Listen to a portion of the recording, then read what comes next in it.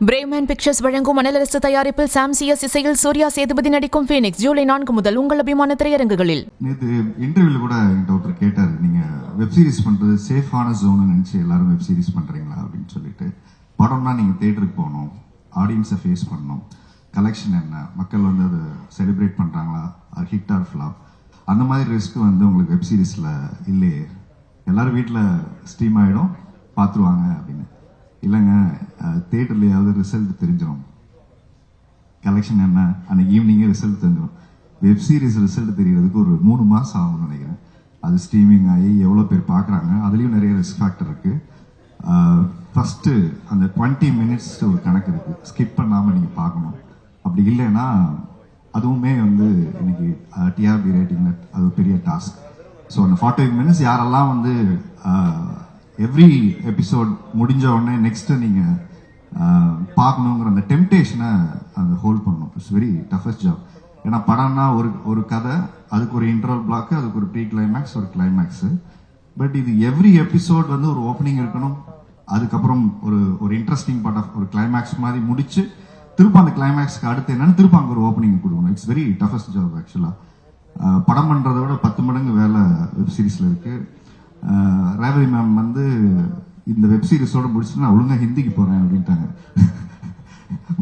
முடிச்சுட்டு ஏன் மேம் இனிமேல் வெப் சீரிஸ்லாம் வேணா நல்லா படம் பண்ணிக்கிறேன் முடிவு பண்ணிட்டாங்க. So she done a fabulous job. ஏன்னா ஒரு 3 hours படம் வந்து இன்னைக்கு 2.5 மணி நேரம் ஆயிடுச்சு, 2 மணி நேரம் ஆயிடுச்சு. ஆனால் வெப் சீரிஸ் எடுக்கணும்னா 5 hours 4 hours அந்த மாதிரி எடுக்கணும். எடுத்ததை கரெக்டான பேஸ்ல எடிட் பண்ணி அதை வைக்கணும், 30 மினிட்ஸா 40 மினிட்ஸான்னு சொல்லிட்டு. பட் இந்த வெப் சீரிஸ் வந்து தமிழுக்கு கொஞ்சம் புதுசா இருக்கும் நான் நம்புறேன். என்ன காரணம்னா கோர்ட் டிராமா பேஸ் பண்ணி தமிழ்ல வெப் சீரிஸ் வரல. I think this first web series based on court டிராமான்னு நினைக்கிறேன். ஏன்னா நான் சின்ன வயசுல இருக்கும்போது விதின்னு ஒரு படம், அந்த ஆடியோவே பெரிய ஹிட் ஆக்சுவலா. எங்க போனாலும் ரேடியோவில் எல்லா இடத்துலையும் கேட்டிருக்கோம், ஒரு கோர்ட் பேஸ் பண்ணி. அதுக்கப்புறம் கேப்டன் விஜயகாந்த் சார் இந்த மாதிரி கோர்ட்ல ஏறி அவருக்கான நியாயங்களை அவர் பேசி அப்படி வாங்குறது. பட் இந்த கோர்ட் வந்து அனைத்து குடும்ப பெண்களுக்கான நியாயங்களை பேசக்கூடிய ஒரு விஷயமா இருக்குன்னு நினைக்கிறேன். ஸோ என்ன ப்ரொஃபஷனலாக இருக்கக்கூடிய விமெனுடைய ஸ்ட்ரகிள் என்ன அப்படிங்கிறத இந்த குட் வைஃப் வந்து பேசியிருக்கு. Fantastic sir. உங்களை ட்ரெய்லர்லயும் டீசர்லயும் ஒரு கம்பீரமான லாயரா வந்து பார்த்தோம்.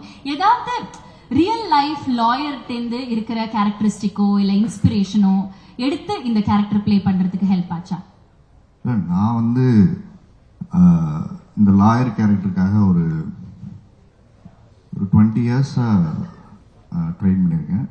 இந்த வெப் சீரிஸ் ஆரம்பித்தோடனே பல லா ஃபேமுக்கெல்லாம் மேலே ஏறி இறங்கி எப்படி வந்து லாயர் கோட் போட்டு வாதாடுவாங்க, அந்த மாதிரி பல ரிசர்ச் பண்ணேன்னு போய் எல்லாம் சொல்ல விரும்பல, எதுவுமே பண்ணல. ஏன்னா எங்கள் வீட்டில் ஒரு லாயர் இருந்தார். So my brother is a lawyer. So is name is Uday Shankar. So அவர் எம்ஏபிஎல் முடிச்சுட்டு எவ்ரிடே அவர் கோர்ட் போவார், அவர் கோர்ட் போடுவார். அவர் வீட்டில் பேசுறதே பாயிண்ட் டு பாயிண்டாக பேசுவார். ஸோ நிறைய பேர் நான் பிக் பாஸ்ல இருக்கும்போது பாயிண்ட் டு பாயிண்ட்லாம் எங்கே பிடிச்சின்னு கேட்டிங்கன்னா வீட்டில் அவர் கேள்வி கேட்குறத அப்படின்னு கேட்பாரு. ஸோ அது மாதிரி நிறைய ஃபனி இன்சிடென்ட். எங்கே போயிட்டு வந்தேன்னு கேட்கறது கூட எங்கே போயிட்டு வந்தேன்னு கேட்டால் அதுக்கு மட்டும் பதில் சொல்லு, கதையெல்லாம் சொல்லாதுன்னு. So that way I learn a lot from my brother. So the way the attitude நான் நிறைய இங்கே கேரி பண்ணது இருக்கு இல்லையா, அந்த ஃபார்மா கொஞ்சம் அவரெல்லாம் கொஞ்சம் அப்படி தான் இருப்பார். கிளைண்ட் வந்துட்டாங்கன்னா அவரோட ஃபேஸ் மாறிடும், உட்காந்து ஃபோக்கஸ்டாக அதை கேட்பாரு. ஸோ அவர் பெரிய இன்ஸ்பிரேஷன் என்னோட பிரதர் வந்து. அதுக்கப்புறம் என்னோட ஃப்ரெண்ட்ஸ் 2-3 பேர்கிட்ட ஃபோன் பண்ணி கொஞ்சம் டிப்ஸ் கேட்டுக்கிட்டேன், அவ்வளோதான். Brilliant, very nice. And of course Revathi மேமோட டிரெக்ஷன்ல வந்து ஒர்க் பண்ண ஒரு தருணம் பயங்கரமா இருக்கே, இவங்க பயங்கரமா டிரெக்ட் பண்றாங்களே, அவங்களோட டிரெக்ஷன்ல நான் நடிக்கிறேனே அப்படின்னு நான் அமிர்தா மேம் கிட்ட கேள்விதான். ஒரு சரியலான தருணம் இருந்ததா? சினிமா ஃபேனா நான் சின்ன வயசுல இருந்து எனக்கு படம் பார்க்கறது ரொம்ப பிடிக்கும். நான் ஸ்கூல் படிக்கும்போது மேமோட படம்லாம் நிறைய பார்த்துட்டு நிறைய ஆர்டிஸ்டை நம்ம அட்மையர் பண்ணியிருப்போம். ஆனால் நிறைய நேரில் பார்க்குற வாய்ப்பு கிடைக்காது ஆக்சுவலாக. பட் நான் வந்து எங்கள் ஊரில் ஷூட் பண்ணும்போதெல்லாம் Radha ma'am and Ambika ma'am இவங்களெல்லாம் நான் பார்த்துருக்கேன். ரேவதி மேம் நான் பார்த்ததே இல்லை. மௌனராகம் வந்து one of my favourite film. So Mouna Ragam heroine மேடமோட நம்ம டைரக்ஷன் நடிக்க போகிறோம் அப்படின்னு ஒரு ஃபீல் இருந்ததில்ல, அது வந்து இண்டஸ்ட்ரிக்கு வந்ததுக்கப்புறம் அது ஒரு பெரிய ஹை இருந்தது. ட்ரையல் வெப் சீரிஸ் நீங்கள் ரீமேக் பண்ண போகிறாங்க மட்டும்தான் எனக்கு தெரியும். அண்ட் வந்து கதை என்னன்னே எனக்கு தெரியாது ஃபர்ஸ்ட் வச்சுலாம். மேனேஜரை கூப்பிட்டு பண்ணலான்னு சொன்னோடனே உடனே பண்ணலாம். ஏன்னா குயின் வந்து மேமோட பண்ண வேண்டியது. ஸோ அந்த டைமில் நான் அதை மிஸ் பண்ணிட்டேன். ஸோ செகண்ட் டைம் வந்து ரேவதி மேமோட டைரக்ஷனில் ஒரு ஆப்பர்ச்சுனிட்டிங்கும் போது I don't want to miss this opportunity. I said immediately yes. கதை என்னன்னு நான் பார்க்கல, முதல்ல எஸ் சொல்லிட்டேன். ஸோ முதல்ல எஸ் சொல்லிட்டு தான் அதுக்கப்புறம் ட்ரையல் ஃபர்ஸ்ட் ஃபோட்டோஷூட் தான் நடந்தது. ஃபோட்டோஷூட் பண்ணும்போது எனக்கு ஐ ஹேவ் நோ க்ளூ என்ன நடக்க போகுது, என்ன மேம் இருக்காங்க போய் பார்க்க போகிறோம், அவங்கள பார்க்குற மனநில ஒரு ஃபேன் பாய் மூமெண்ட் தான் நான் வந்தேன்.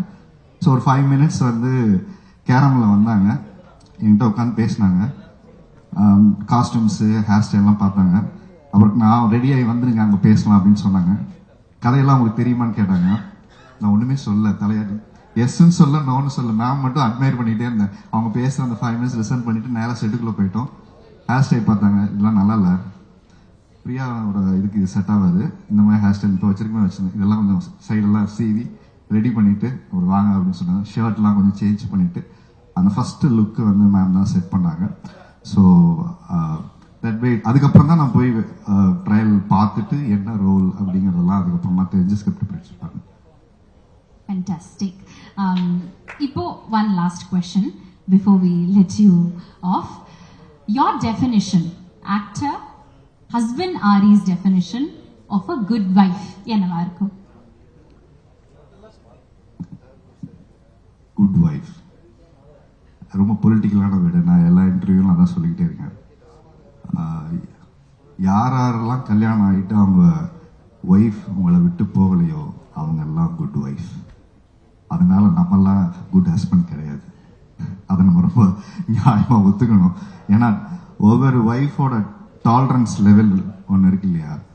ஸோ நம்ம ஊரில் குட் ஒய்ஃப் அப்படின்னா என்ன சொல்லி வச்சிருக்கோம்னா, ஆண்கள் செய்கிற அத்தனை சேட்டைகளையும் அத்தனை தவறுகளையும் அத்தனை என்ன சொல்றது நியாயம் இல்லாத விஷயங்களையும் பொறுத்து கொண்டு வாழ்கிற அனைத்து பெண்களுமே குட் ஒய்ஃப்னு ஒரு போர்ட்ரேல் இருக்கு.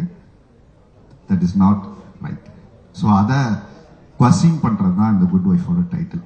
ஸோ எல்லா ஆண்களுமே ஒரு இடத்துல குட் ஒய்ஃபா தான் ஒய்ஃப் இருக்கணும்னு விரும்புறதுக்கு காரணம், நாம சுதந்திரமா நாம நினைச்ச வாழ்க்கைய ஒரு ஆண் வாழணுங்கிற அந்த மேல் சாவனிசமான ஒரு ஆட்டிடியூட் இருக்கு இல்லையா, அதை குவஸ்டின் பண்றதுதான் இந்த டைட்டில் அந்த வெப் சீரிஸ். ஏன்னா ஒரு பொண்ணோட நியாயமான விஷயங்கள் என்ன, என்ன குட் ஒய்ஃப்னா என்னன்னு நிறைய கேள்வி இருக்கு. ஆண் செய்யறதுக்கெல்லாம் ஓகே சொல்றது குட் ஒய்ஃபா, குழந்தைய நல்லா பார்த்துக்கிட்டா குட் ஒய்ஃபா, இல்லை ஹஸ்பண்ட் வேலைக்கு போவேன்னு சொல்லிட்டு போனா குட் ஒய்ஃபா, இப்படி நிறைய நமக்குள்ள ஒரு கொஸ்டின்ஸ் இருக்கு இல்லையா, நிறைய நமக்குள்ள ஒரு ஐடியா இருக்கு, சோஷியல் ப்ரெஷர் இருக்கு. ஸோ இது எல்லாத்தையுமே ஒரு இடத்துல கொஸ்டின் பண்றது தான் குட் ஒய்ஃப் நினைக்கிறேன். சோஷியல் ப்ரெஷர் கொடுக்கறதுல இருந்து மீண்டு அதுல இருந்து ஜெயிச்சு வந்தா குட் ஒய்ஃப், இப்படி நிறைய கொஸ்டின்ஸ் இருக்கு. இதோட இன்டர்பிரேஷன் பாத்தீங்கன்னா வேற வேற டெஃபினேஷன் இருக்கு.